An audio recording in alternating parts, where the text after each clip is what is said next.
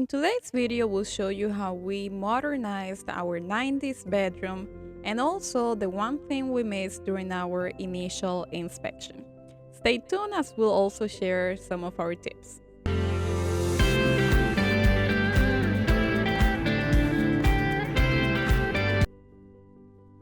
Since we were planning on moving into the RV as soon as possible, we started by doing the entire renovation of the bedroom. However, we found a big surprise when we started to take things out. Alright, so I just found this other issue with the bedroom drawers. I took them out and this is how they're looking inside. I'm thinking about removing all of this and try to replace this piece to see. I mean, that looks like water damage and there's a bunch of dead ants in there. So I'll try to see if that can make it better because I don't want any issues later on. See, all of that is pretty much about to come off. As soon as I saw all of this damage, we decided to take a look all around the back on the outside of the RV if there was any water coming in, and thankfully there was nothing like that. However, all of this seemed to have happened a long time ago, but the area was very dry and all of the ants were dead. Not sure what happened there, but we cleaned everything up and we removed the drawers to replace them with brand new ones that Javi made. From there, we also removed the back of the bed that we had, or just the wood part that they had in the back of the bed.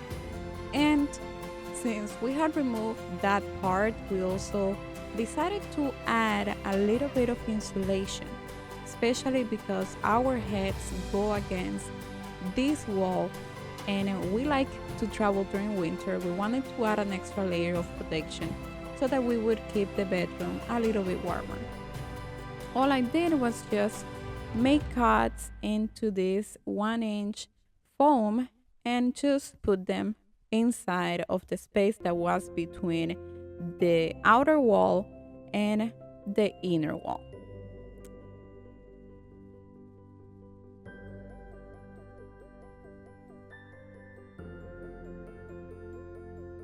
This was a very easy process that we think has helped us a lot at staying warm when we travel.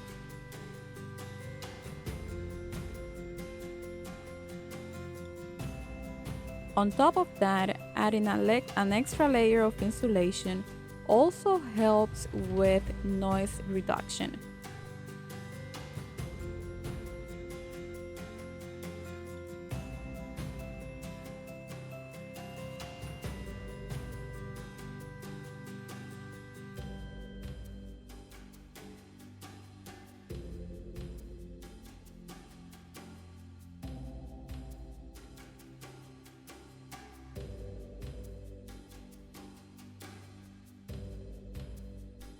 And this time around, as you can see, I was the one mostly in charge of doing all the renovation of the bedroom. This was a process that I really enjoyed, especially because I felt like I was doing something on my own. I don't know if that makes sense, but most of the time Javi is doing everything and I'm just helping him out. This time around, I was able to do most of the work, and of course, I reached out to him for assurance and also to decide what to do next and how to do it. And that's something that we do quite often. We always reach out to each other, and it's not to keep tabs on each other, it's just that we work better as a team.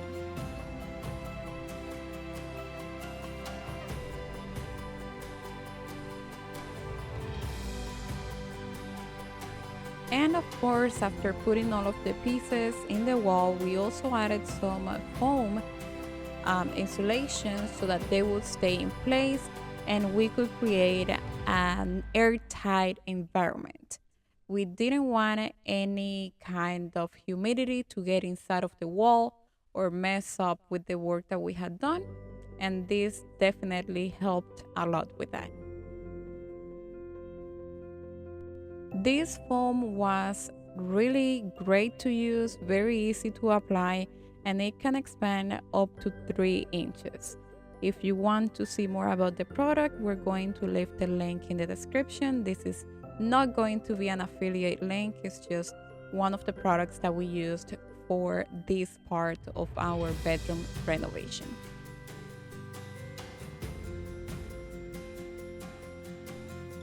After doing the foam in the wall, we then added a very thin piece of plywood to cover all of that, just as it was before with the original wall planks. And then I began to do the most tedious job that I have done in any RV. And no, it wasn't about removing the carpet, but what comes after removing the carpet, which I'm going to tell you guys in about a minute or two. For now, I want to share a quick tip. As you can see, I am not removing the carpet bare hand, with my hands, but I am using a tool to make the process easier. If you use one of these channel O's, you will be able to have a better grip of the carpet, and you will be able to pull with more force instead of using your hands. I know that a lot of people use their hands and they just put gloves, but if you try it this way and just grab it very close to where it is still attached to the floor, it is going to be so much faster. I did this entire process on my own, and although I had to apply some force, doing it with the channel O was really, really easy, I would say. At first, I started doing it by hand with gloves on, but then Javi told me about this technique. I tried it, and it was so much easier and way faster. As you can see, I'm even pulling really long pieces of the carpet as I push back.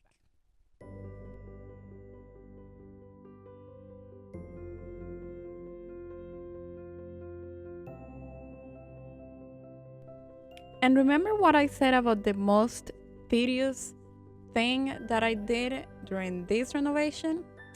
Yes, you guys. It was about removing all of the 1,002,500 I don't even know what number to make up at this point, but there was so many of these annoying staples that it just, oh my god, it was crazy. And the thing with the staples is that you want to remove as many of them so they don't cause any problems in the future.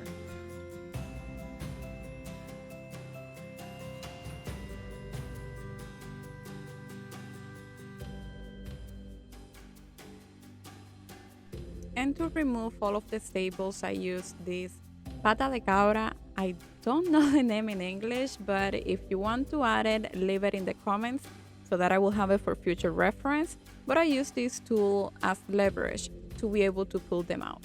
And it was tedious, but it made it much better.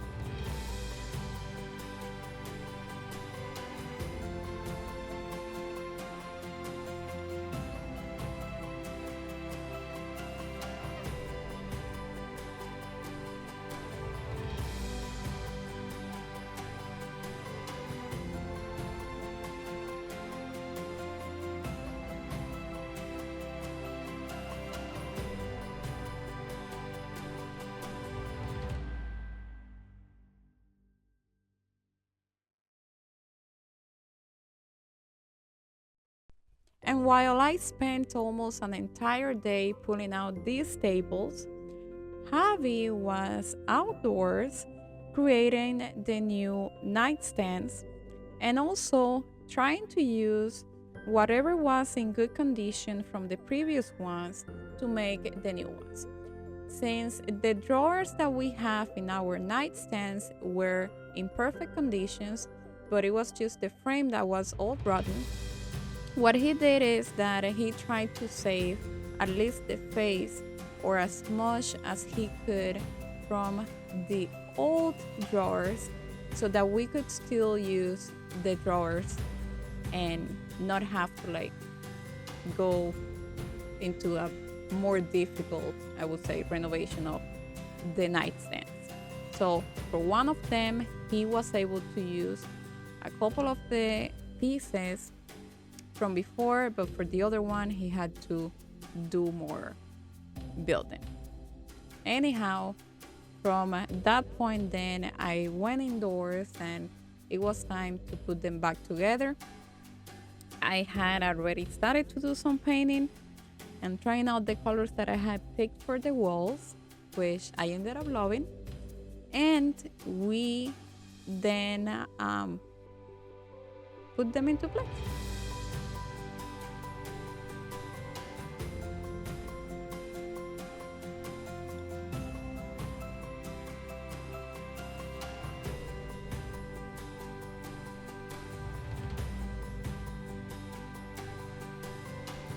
And a pro tip that we want to share today is to always measure everything. The reason I am taking some measurements is not because Javi did a bad job or anything like that, but because the frame that we have only has 3 sides and it doesn't have a back into it. When you have something like this, when you're trying to screw it into place, it can move around and the both sides can come in or out. And you want them to be straight.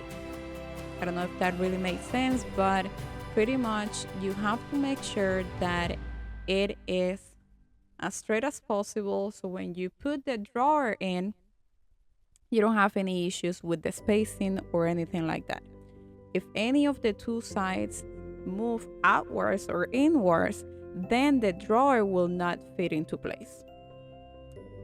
Remember that we have to put the drawer slides and they also have to be straight with the exact size of the drawer that we're going to put into place. So I hope that this little explanation can help you guys out, but again, please make sure that they are into place and that you make sure to make it as good and as professional as possible. That's what we did. As you can see, I took some measurements and then Javi went back and double checked that everything was fine.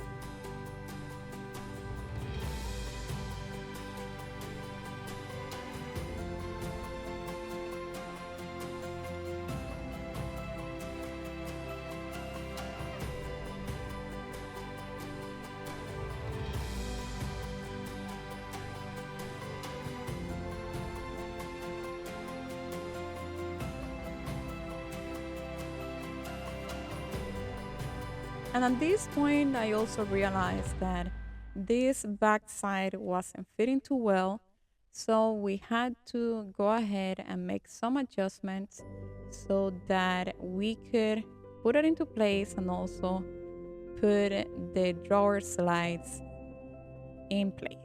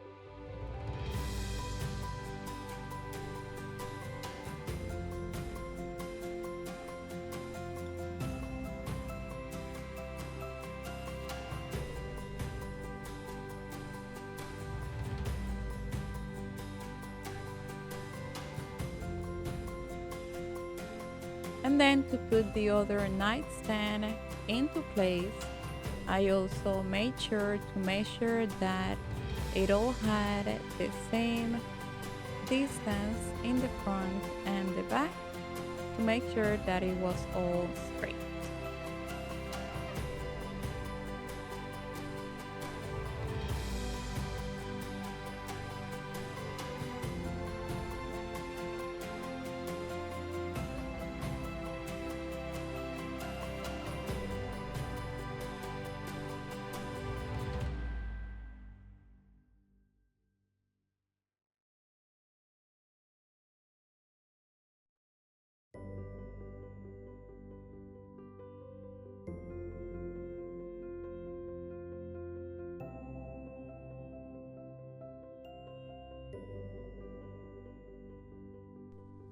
And then with the drawers and the nightstands in place, it was time to finish the entire painting of our bedroom. Even though we have real wood and we think that leaving it exposed would give it a really nice look, we also wanted this space to look more modern and brighter. So we decided to just go ahead and paint it a very light gray color that was just a little bit darker than that of our walls. At the end and through the camera, it doesn't look that much different, but to the eye, you can kind of see it. However, as I said before, they look very similar. I also stepped aside to make use of a tool that I held in my hands for the very first time on this particular day, and you can see that from the mirror.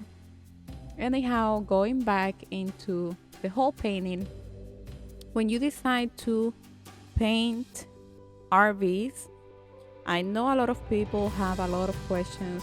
What we did here was just make sure that the surface was clean, so it didn't have like a lot of dust or anything like that, and I just painted over it. Some surfaces will be different and you would have to sand. In this case, since the wood had not been retouched or repainted since day one, I mean, this is a 1995 RV, the wood was actually super dry. So by the time that we painted over it, we just had to keep going back and do like, I think we did 2 to 3 layers because the wood kept taking in all of that paint. However, up until this day, the paint is still intact and in place. We haven't had any issues at all.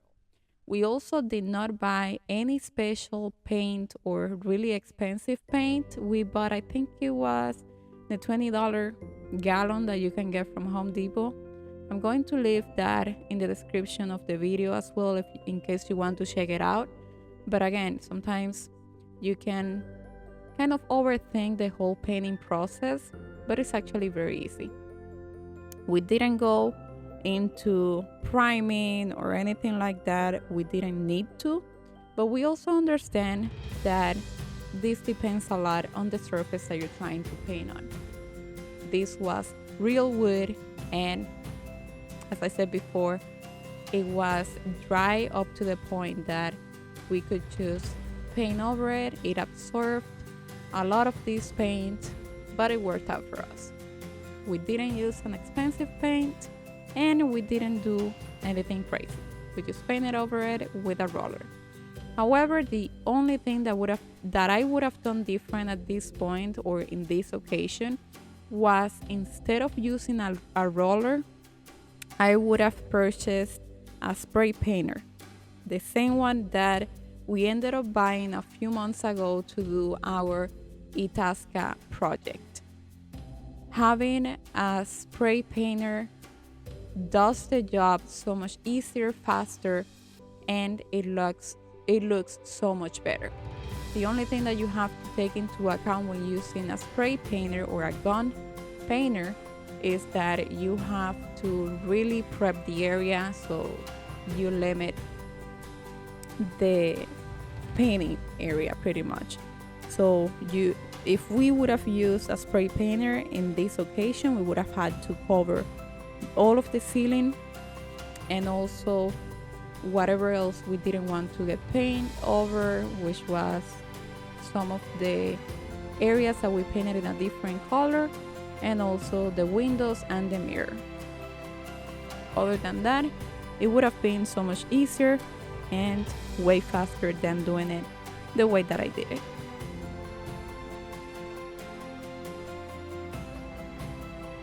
One thing that we debated on whether to leave in place or replace was this huge mirror that we have in our bedroom. However, at the end, we decided to leave it in place because even though it has like an older style to it, it opens up the space a lot. So we wanted to leave that into place. We ended up canceling both windows for several reasons. One of them was, of course, safety. Another one was to insulate for weather. And the last one was for noise reduction. When we go to bed, it doesn't matter where we're at. We can barely hear the outside. And we love that. And something else I would really like is to sleep in a pitch black bedroom. And having the windows was just not the right route for us. So instead of having the windows, we just left the back mirror in place, and that makes the room look so much larger and just opens up the space.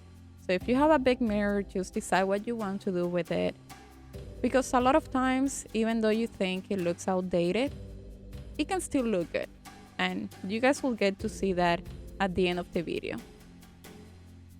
And another pro tip that we want to give you guys today is to let the paint dry as much as you can in between layers so that it looks better at the end. If you go back to do a second layer on top of wet paint, you will end up moving that paint around, that first layer around, instead of creating an even layer on top of it. And it would just make the process so much longer and just harder to get an even final layer.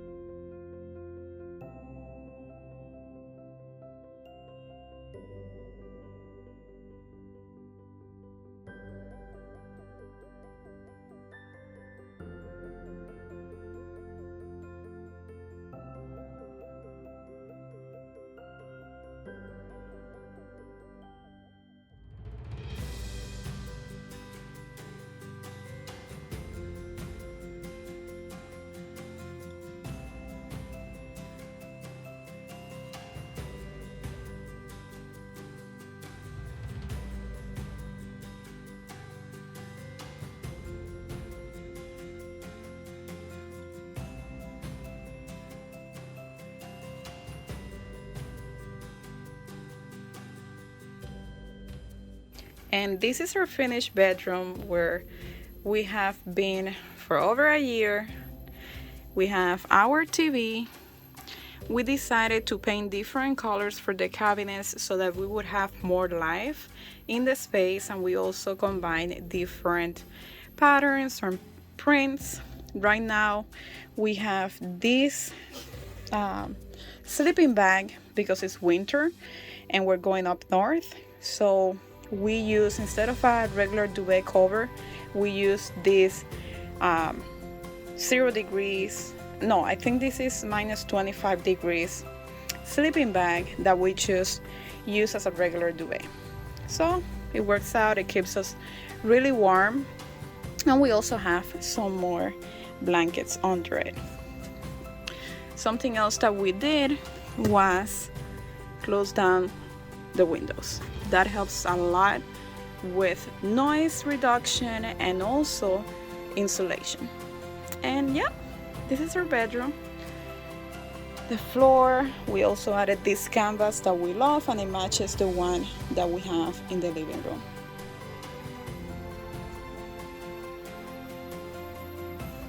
As always, we want to thank you for watching our videos. You can find us on Facebook and Instagram for more of our day-to-day activities. And also remember that we have a website with much more information, including our blogs. We hope to see you on the next video or on the road. Stay safe and keep on RVing.